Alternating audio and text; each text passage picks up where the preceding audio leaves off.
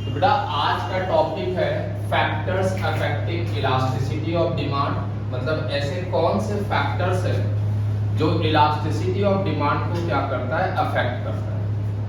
आगे बात समझ।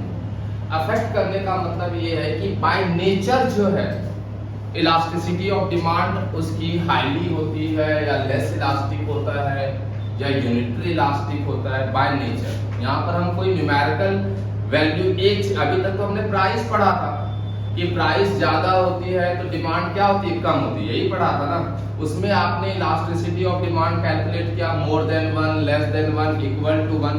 प्राइस ही ऐसा एक फैक्टर नहीं है जिससे ईडी हम डिफाइन करते हैं, ऐसे बहुत सारे फैक्टर्स है जिससे हम ईडी डिफाइन करते हैं। जिसमें से फर्स्ट है आपका नेचर ऑफ कमोडिटी। क्या है? Nature of commodity, first factor. ठीक है, हिंदी में इसको क्या कहते हैं? वस्तु की प्रकृति। वस्तु की प्रकृति। ठीक है, बस हेडिंग डालना, लिखना मत। अगर हम कमोडिटी के नेचर की बात करें तो बेसिकली हम इसको तीन पार्ट में डिवाइड करते हैं। एक आपका होता है लग्जरी गुड्स, ठीक है। दूसरा आपका होता है कंफर्ट गुड्स और थर्ड होता है आपका नेसेसिटीज गुड्स।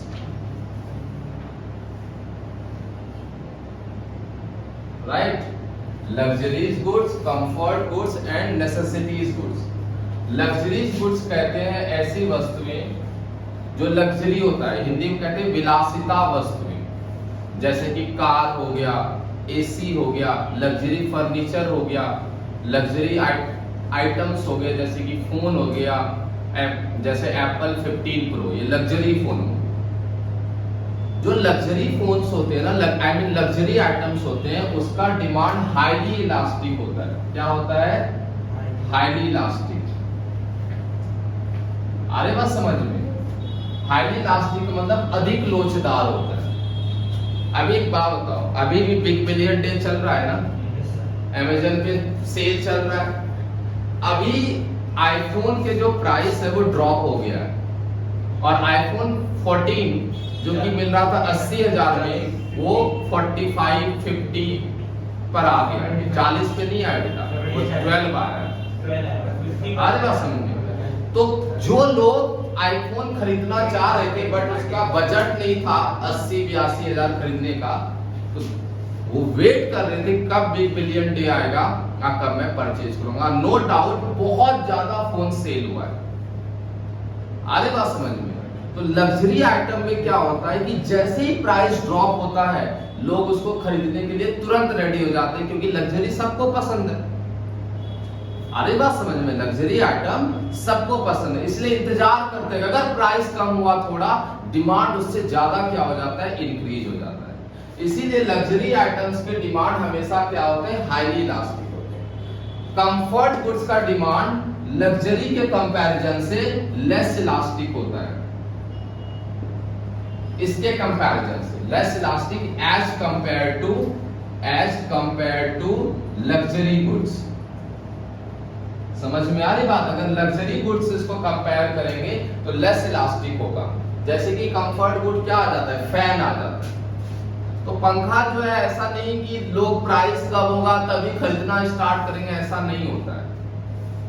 समझ में आ रही बात? तो इसकी डिमांड क्या, कपड़े, बर्तन, यूटेंसिल्स, ये सब जो है आपका कंफर्ट गुड्स में आता है, तो इसकी डिमांड इसके कंपैरिजन से लेस इलास्टिक। और अगर नेसेसिटीज गुड्स की डिमांड की बात करें तो ये हमेशा ही लेस इलास्टिक होता है।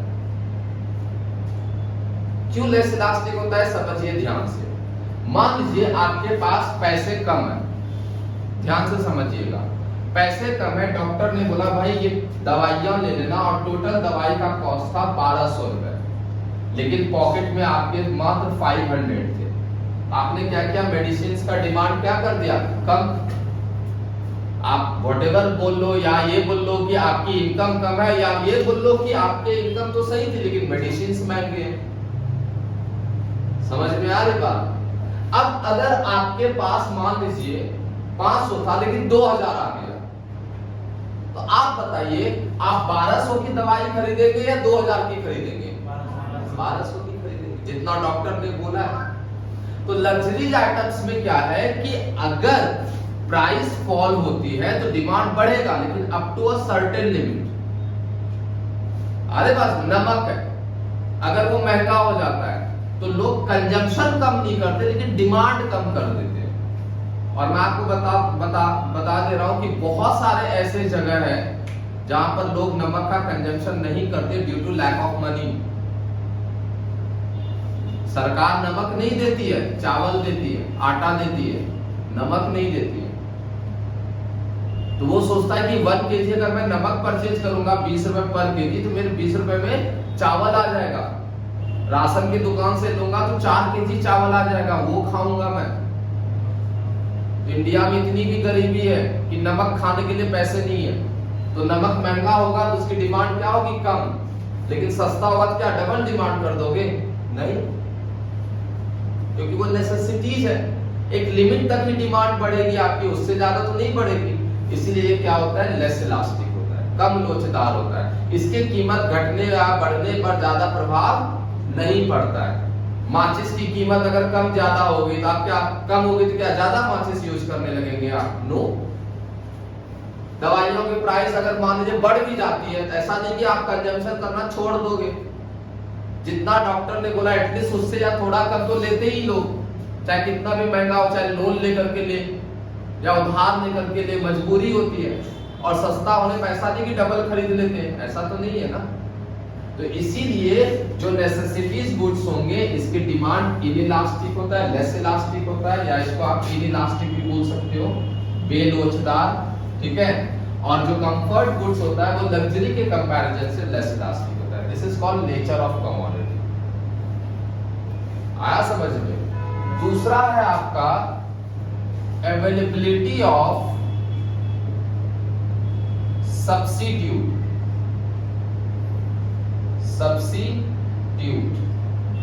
ठीक है। अवेलेबिलिटी ऑफ सब्स्टिट्यूट का मतलब यह है कि जिस चीज का सब्स्टिट्यूट प्रतिस्थापन वस्तुओं की उपलब्धता, ठीक है। जिस चीज का सब्स्टिट्यूट मार्केट में अवेलेबल होगा उसका डिमांड हाईली इलास्टिक होगा, और जिस चीज का सब्स्टिट्यूट मार्केट में अवेलेबल नहीं है उसका डिमांड लेस इलास्टिक होगा। एक चीज मैं दोबारा रिपीट कर रहा हूं, आपको पहले पता होना चाहिए कि what is highly elastic and what is less elastic, right. Highly elastic means change in quantity of commodity is more than the price of commodity, यही बताया था ना। जब प्राइस से ज्यादा क्वांटिटी में चेंज होता है तो उसको कहते हैं हाईली इलास्टिक, और जब प्राइस क्वांटिटी से कम चेंज होता है तो उसको कहते हैं लेस इलास्टिक। बात समझ में आ रहा है? तो अगर किसी भी कमोडिटी की सब्स्टिट्यूट अवेलेबल है, एक एग्जांपल के तौर पे समझाता हूं। मान लीजिए कोक है और पेप्सी है। कोक की प्राइस 10 रुपीज है, पेप्सी का भी प्राइस 10 रुपीज है। ध्यान से समझना, अगर कोक का प्राइस 10 से 12 हो जाता है और पेप्सी सेम रहती है तो मैक्सिमम कंज्यूमर कोक को छोड़कर किसको चला जाएगा खरीदने के लिए? पेप्सी को। क्योंकि मुझे जहां तक लगता है कि ये दोनों लगभग इतना डिफरेंशिएट नहीं करते। कभी कभी तो यही बोलते भाई जो ठंडा है वो दे दे, पेप्सी ठंडा है पेप्सी दे दे, कोक ठंडा है कोक दे दे। तो यहाँ पर ये नहीं कि नहीं मैं कोक ही पीऊंगा, ऐसे कस्टमर कम है। मैं ये नहीं कर रहा हूं नहीं है, बट कम है। अगर कोक की प्राइस 12 रुपए हो जाएगी, 2 रुपए एक्स्ट्रा हो रहा, भाई एक काम कर यार पेप्सी दे दे। समझ में आ रही बात? तो क्या हुआ, इसके कीमत बढ़ने से कस्टमर कहां शिफ्ट हो गया? यहां पर। तो इसकी डिमांड पूरी क्या हो जाएगी? कम। मतलब कीमत से ज्यादा किसमें चेंज हो रहा है? क्वांटिटी में। इसीलिए क्या होगा? हाईली इलास्टिक होगा। यही पढ़ा था ना हमने लास्ट क्लास में। अब दूसरा एग्जांपल ले लीजिए रेलवे का। अब मुझे बताओ रेलवे का कोई क्लोज सब्स्टिट्यूट है? बताइए। जहां जहां रेलवे का पहुंच सकती है, क्या बस पहुंच सकती है वहां पर? नहीं पहुंच सकती। अब मेट्रो तो दिल्ली एनसीआर के अंदर ही है, तो रेलवे का कोई क्लोज सब्स्टिट्यूट नहीं है। अगर रेलवे अपना फेयर प्राइस इंक्रीज करता है, ठीक है, आपको क्या लगता है कि डिमांड बहुत कम हो जाएगा? नो, इसकी तो एडवांस बुकिंग चलती 3 महीने पहले ही। अभी तो सीजन है उसका, क्या कह रहे हैं, शादी का, त्योहार का, फेस्टिवल का। अभी तो टिकट आप देखेंगे 1 नवंबर वाला मिलेगा ही नहीं आपको। अरे क्योंकि छठ पूजा के लिए लोग गांव जा रहे हैं, दिवाली के लिए गांव जा रहे हैं। समझ में आ रही बात? तो इसकी प्राइस अगर कम ज्यादा होती है ना तो इफेक्ट नहीं करता, लेकिन वहीं पर अगर आप एयर ले लीजिए, अगर बाय एयर जाते हो तो यहां पर बहुत इफेक्ट करता है।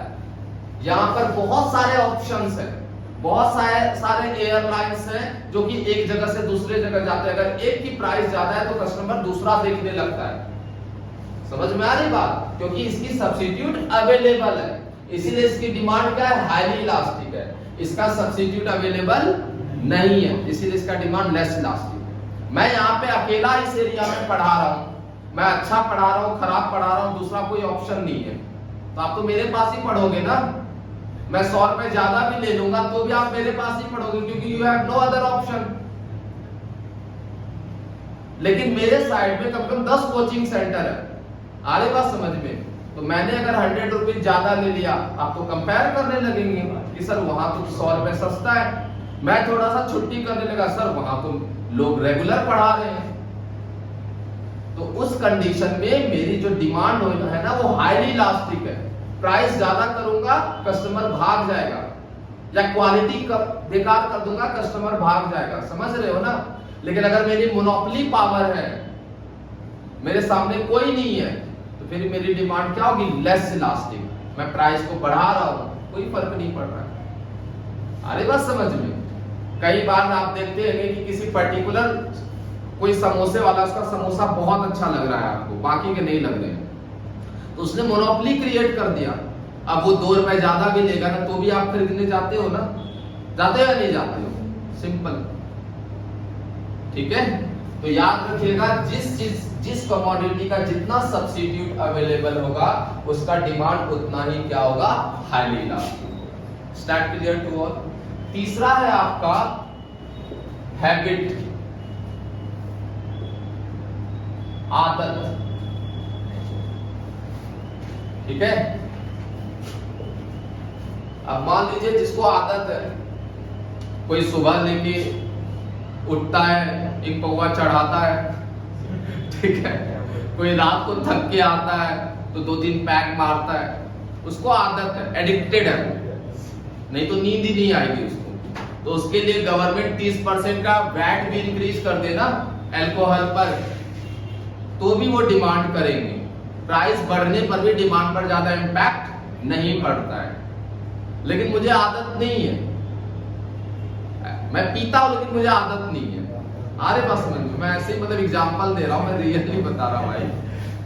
तो ठीक है, लगेगा महंगा, अरे यार इससे अच्छा जूस पी लूंगा, सस्ता है, चल 1 पैक मार लेते हैं यार। अरे बस समझ में? तो आई एम नॉट एडिक्टेड, तो मेरे लिए डिमांड क्या है? हाईली इलास्टिक है। अरे बात समझ में? अभी क्या हुआ था, देखा होगा आपने कि दिल्ली में 1+1 एक बियर खरीदने पर 1 बियर फ्री था, तो लंबी लाइनें लगी हुई। अरे बात समझ में? अब जब उसके बाद ये ऑफर हटाया, राइट? तो अगर आपको एडिक्शन है किसी चीज का, तो आपके लिए वो देखो, यहां पर अल्कोहल मेरे लिए हो सकता है कि वो लेस इलास्टिक हो सकता है दूसरों के लिए हाईली इलास्टिक हो, वो डिपेंड करता है एडिक्शन पर। अगर उसको एडिक्टेड है तो चाहे कीमत बढ़े घटे वो पिएगा, मतलब डिमांड करेगा। प्राइस बढ़ने घटने पर भी डिमांड पर कोई इंपैक्ट नहीं पड़ रहा है, इट मींस लेस इलास्टिक। लेकिन मुझे लग रहा है कि महंगा है तो चल सस्ता होगा तब पिएंगे, या सस्ता है चल ज्यादा पी लेते हैं, तो मेरे लिए highly elastic, right? Now income level, आय स्तर, ठीक है? यहां पर ये देखेंगे, कैटेगराइजेशन करेंगे इनकम का। बेसिकली दो लोगों को हम कैटेगराइज करते हैं, द रिच, ठीक है, एंड द पुअर। आगे बात समझ, जो रिच पीपल होते हैं, अमीर लोग होते हैं, उनके लिए डिमांड लेस इलास्टिक होता है। कोई भी कमोडिटी ले लो, उसके बाद इतना पैसा है कि आईफोन 15 भी आ रहा है ना, चल यार ऑर्डर दे देते हैं। समझ में आ रही बात? क्योंकि उसके परचेजिंग पावर काफी हाई है, तो वो वेट नहीं करते कि आईफोन 15 कम होगा तब मैं इसको खरीदूंगा, ये वेट नहीं करते। यही ऐसे लोग हैं जो तुरंत खरीदते हैं, है ना? खरीदते हैं या नहीं खरीदते हैं? अमीर लोग। तो ये इनके लिए डिमांड क्या है? लेस इलास्टिक है। प्राइस कम हो ज्यादा हो इनको फर्क नहीं पड़ता है। लेकिन अगर हम पुअर की बात करें, गरीब लोग की बात करें, तो ये तो वेट करते हैं कब दशहरा आएगा तो बाहर में जाके गोलगप्पे खाएंगे।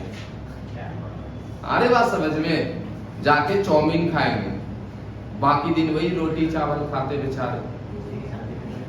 समझ में आ रही बात? तो इनके लिए डिमांड क्या होता है? हाईली इलास्टिक होता है। क्या होता है? हाईली इलास्टिक, ठीक है, अधिक लोचदार होता है। क्योंकि ये तब खरीदते हैं किसी कमोडिटी को जब उसकी कीमत क्या हो जाती है? कम, क्योंकि इनकी परचेजिंग पावर क्या है? लो है। सिंपल, बहुत आसान है या नहीं है? समझ में आया नहीं आया? जब भाई मेरे पास पैसा नहीं है तो मैं सस्ता होने का इंतजार करूंगा ना, तो सस्ता जब होगा तो मैं जाके खरीद लूंगा। अब मेरे पास बहुत पैसा है, मैं क्यों इंतजार करूं भाई, राइट? उसके बाद आपका होता है, फिर है आपका डिफरेंट यूज। डिफरेंट यूज, या आप इसको मल्टीपल यूज भी कह सकते हैं। मल्टीपल यूज, ठीक है। डिफरेंट मल्टीपल यूज का मतलब जिसके बहुत सारे यूज होते हैं। फॉर एग्जाम्पल इलेक्ट्रिसिटी ले लो, इलेक्ट्रिसिटी ले लीजिए। इलेक्ट्रिसिटी का यूज किसमें होता है? इलेक्ट्रिसिटी का यूज बल्ब जलाने में होता है, आ रही बात समझ में? एसी में होता है, हीटर में होता है, आ रही बात समझ में? एटसेट्रा, बहुत सारी चीजों में होता है। आपको पता है एसी खरीदना is not a big deal, right? If you have around 6 to 7,000 in your pocket, you can buy AC for rupees 30 to 40,000 rupees, ठीक है? Because बहुत सारे फाइनेंसर है जो जाके डाउन पेमेंट करो 6-7 हजार, एसी उठा के ले आओ, आराम से ठंडे में सो।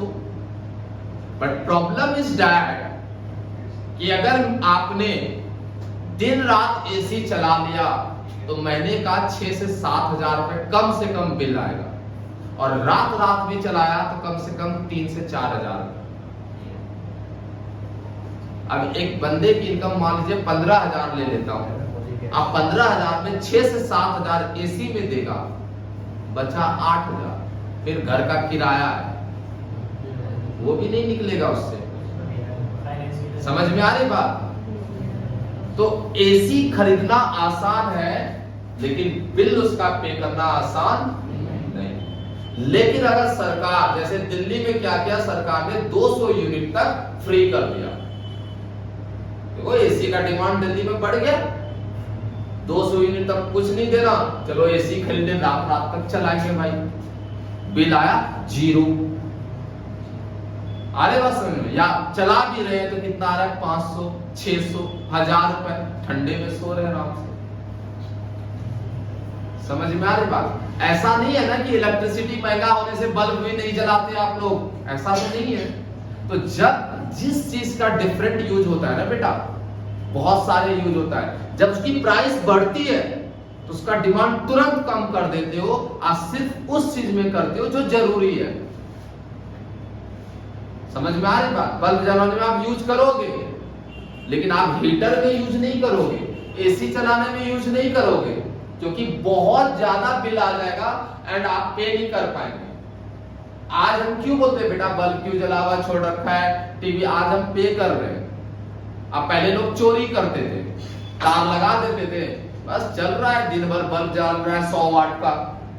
हीटर चल रहा है, ताप रहे आराम से हीटर में, उसको कौन सा पैसे देना है? तो इलेक्ट्रिसिटी का डिमांड बहुत ज्यादा। इंडिया में मैक्सिमम इलेक्ट्रिसिटी बोर्ड जो है ना लॉसेस को फेस कर रहे हैं, आपको बता दूंगा। इसीलिए इसमें प्राइवेटाइजेशन हो रहा है, क्योंकि इतना चोरी करते हैं यहाँ पर, इलेक्ट्रिसिटी पे नहीं करते बिल, इलेक्ट्रिसिटी बोर्ड को लॉस होता है। इसीलिए तो रेट बढ़ते जा रहे हैं। सिक्योरिटी उसके ऊपर प्लास्टिक का लेयर दे दिया ताकि कोई अलग से तार ना लगा पाए। डिजिटलाइजेशन कर दिया इलेक्ट्रिसिटी। अब इलेक्ट्रिसिटी में क्या हो गया है, रिचार्ज हो गया है।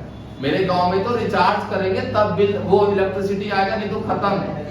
आपको बता दे रहा हूँ, जैसे मोबाइल का रिचार्ज करते हो ना, उसी तरह हम उसका रिचार्ज करते हैं। जितने का रिचार्ज करेंगे उतने दिन तक के लिए आएगा, उसके बाद कट जाएगा ऑटोमेटिकली, कट, इमीडिएट कट। और जैसे रिचार्ज करोगे लाइन आ गई, ये एप्लीकेबल हो गया है। अरे बस समझ में। तो उसी तरह दूसरा एग्जांपल लीजिए, मिल्क, दूध। अब मिल्क से पनीर भी बनता है, बटर भी बनता है, घी भी बनता है, बहुत सारी चीजें बनती है मिल्क से। अगर स्वीट्स भी बनता है, मार्केट में स्वीट्स इतना महंगा हो गया है। पहले कई घर जाते थे ना किसी के घर, तो मिठाइयां लेकर के जाते थे, ठीक है। और आज क्या लेके जाते हैं, चलो 1 दर्जन केला ले लिया 60-70 रुपए का, 1 किलो सेब ले लिया 100-150 रुपए का, क्योंकि पता है 1 किलो काजू बर्फी ले लेंगे तो 800 रुपए देने पड़ जाएंगे। 300-400 से नीचे अच्छी मिठाइयां तो आती ही नहीं है। 300-400 तो बहुत कम बोल दिया मैंने, 600-700 रुपए से अच्छी मिठाइयां उसके नीचे आती नहीं। तो डिमांड क्या हो गया, कम। क्यों कम हो गया डिमांड? क्योंकि मिल्क महंगा हो गया। लेकिन दूध पीने वालों की तो डिमांड कम नहीं हुई ना, जो जिसको आदत है वो तो पी रहे हैं। तो इसीलिए मिल्क के प्राइस बढ़ने से पनीर का डिमांड कम हो गया, बटर का डिमांड कम हो गया, घी का डिमांड कम हो गया, लेकिन मिल्क का डिमांड उतनी ही है। क्योंकि वो पर्टिकुलर, वो आपका एक कंपल्सरी पर्पस हो गया। जो बच्चा है या किसी को आदत है वो तो पिएगा ही पिएगा, राइट। या चाय की आदत है तो चाय में तो यूज करेंगे आप उसको। तो इसीलिए जिस चीज का डिफरेंट यूज होता है, अगर उसकी कीमत बढ़ती है तो हम उसका यूज किसके लिए करते हैं, फॉर पर्टिकुलर पर्पस के लिए। उसकी डिमांड क्या कर देते, कम, राइट। इसीलिए इसकी डिमांड क्या होती है, हाईली इलास्टिक होती है। कीमत बढ़ा, मांग तुरंत कम। कीमत कम हुआ, मांग तुरंत क्या हो गया, ज्यादा, हाईली इलास्टिक। आया समझ में? वैसे और भी फैक्टर्स हैं जो इलास्टिसिटी ऑफ डिमांड को अफेक्ट करते हैं, बट क्लास 11 के लिए 5 फैक्टर्स काफी है। नेचर ऑफ कमोडिटी पहला, दूसरा मैंने क्या बताया आपको, अवेलेबिलिटी ऑफ सब्स्टिट्यूट, तीसरा हैबिट, चौथा इनकम लेवल, और पांचवा different. Start clear to all? Elasticity of demand chapter finished. Clear है? नेक्स्ट क्लास हम डिस्कस करेंगे प्रोडक्शन फंक्शन।